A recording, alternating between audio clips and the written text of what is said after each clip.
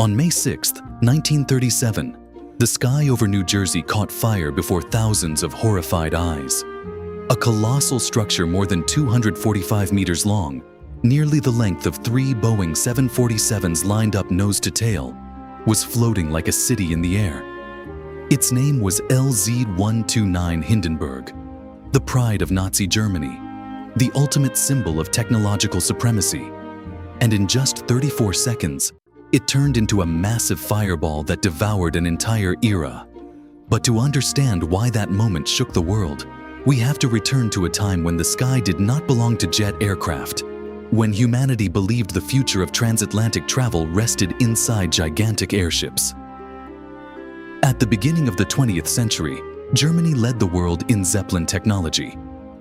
Count Ferdinand von Zeppelin envisioned rigid airships with strong aluminum frames, filled with lifting gas, capable of crossing oceans more smoothly than any sea vessel. During World War I, Zeppelins were used to bomb London. After the war, the Treaty of Versailles restricted Germany severely, but the technology did not die. It evolved.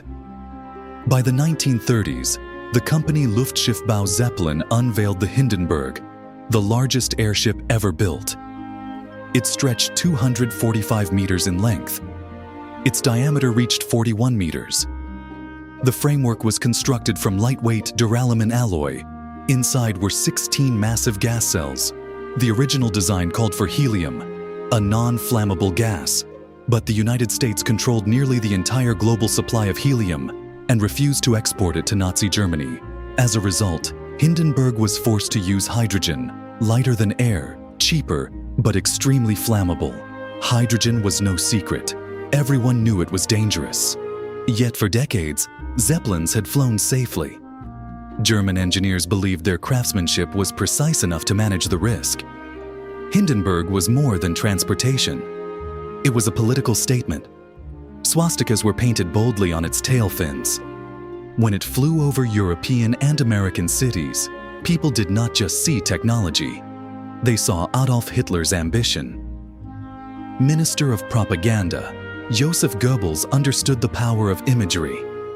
A gigantic airship gliding over the skyline of New York sent a message stronger than any speech. Inside, Hindenburg resembled a luxury hotel in the sky. A dining room with slanted windows overlooking the clouds, leather-upholstered chairs, silver tableware, menus featuring wine, cold cuts, fresh bread. There was even a smoking lounge, a sealed room specifically engineered to prevent sparks from reaching the hydrogen. It sounded insane, yet it existed. Passengers could travel from Frankfurt to Lakehurst, New Jersey in about 3 days. Slower than modern airplanes, but faster than ocean liners of the era. More importantly, the journey was smooth. No waves, no seasickness. In 1936, Hindenburg completed 17 transatlantic crossings without serious incident.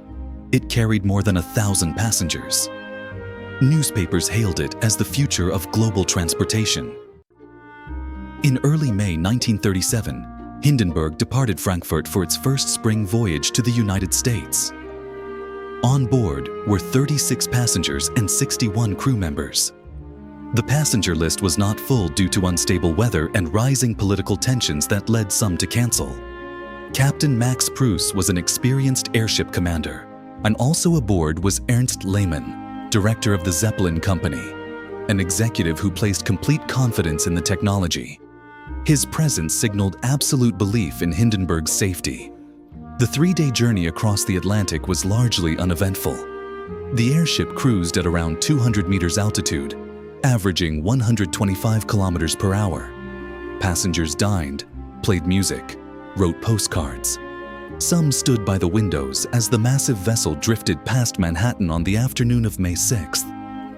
The sight of the enormous silver body reflecting the sunset left people below, staring upward in awe. Its final destination was the Naval Air Station at Lakehurst. But as Hindenburg approached, thunderstorms rolled through the region. Strong winds, intermittent rain. Captain Pruss decided to circle and wait for conditions to improve. For over an hour, the massive airship hovered above New Jersey, burning fuel, running behind schedule. Around 7 p.m., the weather calmed. The ground was damp from rain. Winds remained unpredictable. More than 200 ground crew members prepared the mooring lines. Hindenburg began its landing procedure, tail first, an intricate maneuver requiring the release of hydrogen and the dropping of ballast water to stabilize weight.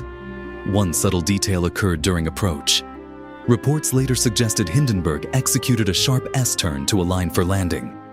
Some researchers would later argue that this maneuver may have strained the internal framework, possibly even snapping support wires inside the structure. At 7:21 p.m., Hindenburg dropped its mooring lines. Ground crew members grabbed hold and began pulling. Then no one below knew that something inside the tail section had already changed. Several witnesses reported seeing a faint blue glow near the rear.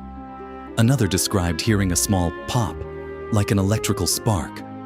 Seconds later, flames erupted from the upper rear section of the ship, near gas cells 4 or 5. Fire raced along the outer skin, igniting with terrifying speed. Hydrogen escaped, mixed with oxygen, and turned the entire structure into a blazing torch suspended in the sky. Reporter Herbert Morrison was recording live at the scene. His voice cracked in horror. "It's bursting into flames. Oh, the humanity." Those words echoed across America. In less than half a minute, the tail collapsed. The metal frame twisted and snapped. The 245-meter airship folded like a wounded beast struck from the sky. Passengers were thrown from their seats. Some leapt from windows when the ship was only meters above the ground. Those near the front had a chance to escape as the nose hit the earth moments before the flames consumed everything. 35 of the 97 people aboard died, along with one member of the ground crew. The death toll was not extraordinarily high compared to other disasters, but the image of a burning airship in the age of mass media destroyed the world's confidence in airships forever. In minutes, a symbol of the future became a symbol of failure. Why did it burn so quickly? Was hydrogen the only culprit? Or was something else hidden beneath Hindenburg's silver skin? What followed was not merely an accident. It was the collision of technology, politics, engineering error, and ambition stretched beyond the limits of safety. And the flames that rose that night did not only consume a ship, they consumed an entire era suspended in the sky. The fire did not erupt like an explosion. It began like a tear of light. 7:25 p.m. The tail of the Hindenburg suddenly flashed. Not a thunderous blast, but a streak of flame racing with terrifying speed along the outer skin. At first, people on the ground thought it was just the reflection of the setting sun. Then they heard the hissing. Hydrogen escaped from the rear gas cells, met oxygen, and ignited. The outer fabric, coated with cellulose acetate butyrate mixed with aluminum powder and iron oxide, began to burn like finely spread gunpowder. The very silver coating that once made the ship look futuristic now acted as a perfect path for fire. Inside the control car, Captain Max Pruss felt a violent jolt. The tail dropped first. The nose pitched upward. The center of gravity shifted in an instant. Officers attempted to release additional ballast water to regain balance, but control was already slipping away. Flames consumed gas cell 4, then 5, then 6 within seconds. 16 enormous hydrogen cells, each holding tens of thousands of cubic meters of gas, became a cascading chain reaction. Passengers inside could not see the full scale of the disaster. They felt the floor tilting. Objects slid off tables. Windows rattled violently. A woman screamed as curtains burst into flames inches from her face.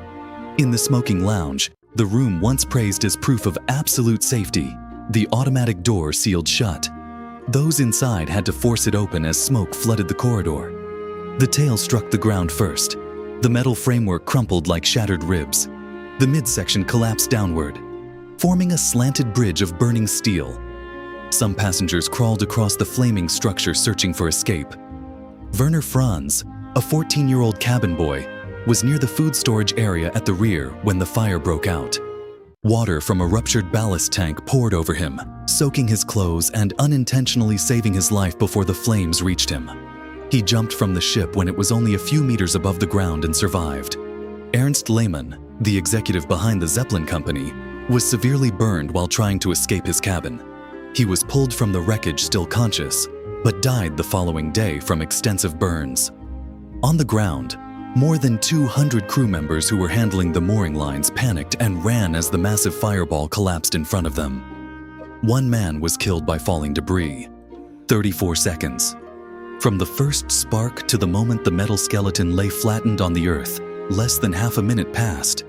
An engineering marvel built over years became a charred steel corpse. Newsreel cameras captured everything. Within days, the footage played in theaters around the world. Not illustrations. Not second-hand descriptions. Real flames consuming the future before the public's eyes. America's reaction was immediate and severe. Stocks connected to airship transport plummeted. Commercial Zeppelin flights were canceled. Hindenburg's sister ship, Graf Zeppelin II, was nearing operational readiness, but its fate was effectively sealed while Hindenburg's steel frame was still smoldering. But what was the exact cause? Electricity. The first and most widely accepted theory holds that Hindenburg accumulated static electricity while flying through storm conditions. When the mooring lines touched the damp ground, a difference in electrical potential created a spark between the metal frame and the outer skin. If hydrogen had leaked nearby, even a tiny spark would have been enough to ignite catastrophe. Support for this theory came from witnesses who described seeing a faint blue glow before the fire, characteristic of electrical discharge. But that was not the only explanation. Some later researchers suggested a structural issue. During the sharp turn before landing, an internal support wire may have snapped, tearing a hydrogen gas cell near the tail. Escaped hydrogen accumulated between the frame and the outer covering, forming a highly flammable mixture. When static discharge occurred, the rear section ignited instantly. There was also sabotage theory. In 1937, Nazi Germany had many enemies. Rumors spread about an explosive device hidden aboard the ship. A crew member was even suspected. Yet investigations by both American and German authorities found no evidence of a bomb. No characteristic fragmentation. No explosive residue. Another controversial hypothesis emerged late in the 20th century. The outer coating containing aluminum powder and iron oxide might have created a thermite-like reaction, causing the skin to burn unusually fast. However, experiments indicated that the coating alone was insufficient to ignite without hydrogen serving as the primary fuel source. Hydrogen burns quickly, but it does not produce the large orange fireball many imagine. Hydrogen flames are nearly invisible. It was the burning outer fabric and interior materials that produced the dramatic columns of fire seen in newsreel footage. The official investigation by the U.S. Department of Commerce concluded that the most probable cause was static discharge igniting leaking hydrogen. The German report agreed. No verified evidence supported sabotage. Yet what terrified the world was not only the cause, it was the image. Hindenburg burned in front of cameras at a time when mass media had become powerful enough to spread horror globally. Previous aviation accidents were rarely filmed live. This time, the entire world witnessed a technological dream melting in fire. Within weeks, Zeppelin companies canceled all transatlantic passenger flights. The United States continued its ban on helium exports to Germany. There was no safe alternative to hydrogen. The era of commercial rigid airships ended almost instantly. Ships once praised as symbols of luxury became symbols of lethal risk. Meanwhile, fixed-wing aviation accelerated. Metal airplanes grew smaller, faster, more efficient. Engines improved. Range expanded. Within a few years, World War II erupted, pushing military aircraft technology forward at relentless speed. The sky belonged to propellers and, eventually, jet engines, not to massive floating gas giants. Lakehurst became the graveyard of an ambition, and still, some details remain unresolved. No footage captures the precise location of the first spark. No surviving witness from the tail section could describe exactly what they saw before the fire erupted. The truth exists within a few obscured seconds between static charge and hydrogen. Hindenburg was not the deadliest disaster in history. But it was the disaster that killed public trust faster than any other in transportation technology. 34 seconds did not only burn a ship. 34 seconds altered the direction of the human sky. And when the final pieces of metal cooled on the damp New Jersey field, another story began. One about trauma, about ignored warnings, and about humanity's tendency to overestimate its control over forces it does not fully command. The flames went out, but the aftershock never did. The next morning, the wreckage of the Hindenburg was still smoldering. The massive metal frame lay twisted on the ground, like the skeleton of a prehistoric creature burned alive. Reporters crowded the site. Aerial photographs spread across the world. No longer a symbol of the future, it became a warning image suspended in the collective mind of humanity. But the most devastating damage was not in the mangled steel. It was in the chain reaction that followed. Within days of the disaster, all rigid airship passenger flights were suspended indefinitely. Travelers who once proudly displayed their Zeppelin tickets fell silent. Insurance companies raised premiums to unimaginable levels. Investors withdrew their capital. An industry once considered the pinnacle of engineering entered freefall in a matter of weeks. Die Graf Zeppelin II, the sister ship expected to replace Hindenburg, completed a few test flights, but it never carried commercial passengers across the Atlantic as originally planned. When World War II erupted, it was dismantled for metal to support the war effort. Frames that once crossed oceans were melted down into weapons. The dream of floating flight was officially executed. For decades afterward, the name Hindenburg became a textbook example in every lecture on risk management, a reminder that technology can appear flawless on paper and still collapse because of a single uncontrolled variable. But history does not end with technical conclusions. Hindenburg was also a story of national pride. In 1937, Nazi Germany was aggressively projecting power, and the image of a Zeppelin flying over the 1936 Berlin Olympics had been staged as a display of dominance. Hindenburg did not just carry passengers, it carried a political message. When it burned on American soil, the shock was not merely technical. It cracked the image of invincibility carefully crafted by propaganda. Ironically, many survivors later defended Zeppelin technology. They insisted that if helium had been used instead of hydrogen, the outcome might have been different. But the United States' refusal to export helium, for security and political reasons, forced Hindenburg down the more dangerous path. An economic and political decision made thousands of miles away helped shape the fate of 97 people. Years later, scientists continued testing scale models, analyzing materials, simulating static discharge, when examining the duralumin frame. No theory completely overturned the original conclusion, but each study revealed added layers of complexity. Hindenburg did not collapse because of one isolated mistake. It was the result of converging conditions: damp weather, structural stress, gas leakage, accumulated electrical charge, a chain of links where removing just one might have altered history. Yet the most powerful transformation was psychological. Before 1937, people willingly boarded vessels filled with flammable gas because they trusted German engineering. After 1937, the mere word hydrogen was enough to turn passengers away. Fear does not require a massive death toll to survive. It requires an image, and Hindenburg gave the world an image that could not be erased. In the following decade, fixed-wing aviation accelerated rapidly. The Douglas DC-3 and larger, faster aircraft followed, flying higher, farther, more efficiently. No more dining rooms suspended among clouds with panoramic windows. Instead, enclosed cabins, narrower seats, greater speed. Romance gave way to efficiency. If Hindenburg had not burned, would airships have continued dominating transatlantic routes for decades? Would today's skies be filled with floating cities instead of roaring jets? History offers no second trial. Lakehurst still exists. Occasionally, small advertising blimps drift across the sky like ghosts of the past. They are safer, filled with helium, modest in scale. But they carry no ambition to conquer oceans, no dream of building 250-meter flying hotels. Hindenburg transformed airships from symbols of the future into museum relics. And the greatest paradox is this: the disaster destroyed an industry not because the death toll was enormous, but because it happened at the exact moment media technology was powerful enough to replicate fear worldwide.